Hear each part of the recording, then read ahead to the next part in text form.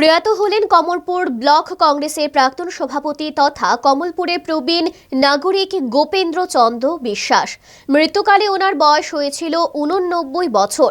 তিনি দীর্ঘদিন কমলপুর ৪৫ নম্বর ব্লক কংগ্রেসের সভাপতি ছিলেন। তিনি দীর্ঘদিন ধরে শারীরিক অসুস্থ ছিলেন। রবিবার ওনার শারীরিক অবস্থার অবনতি হলে তাকে কমলপুর বিএসএম হাসপাতালে নিয়ে যাওয়া হয়। সেখানে তিনি শেষ নিঃশ্বাস ত্যাগ করেন। মৃত্যুকালে তিনি পুত্র সহ বহু আত্মীয় স্বজন রেখে গেছেন। তবে তিনি একজন সৎ এবং অমায়িক ছিলেন।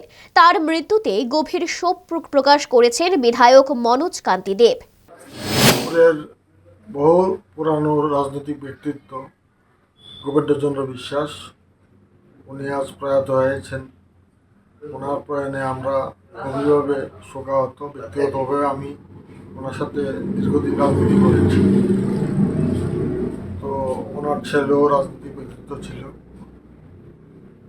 তো ওনার পরিবার পরিজনদের প্রতি সমবেদনা জ্ঞাপন করছি এবং ওনার আত্মার সদ্গতি কামনা করি।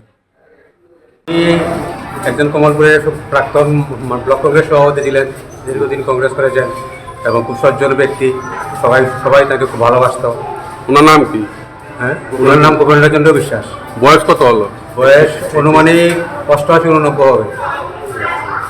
কোনো রকমে নাকে মুখে গুজে সারাদিনের জন্য বেরিয়ে পড়া। অম্বলের আর দোষ কি? তাই তারা 5 দশক ধরে গ্যাস, অম্বল ও পেটের সমস্যার একমাত্র সমাধান গ্যাস নয়।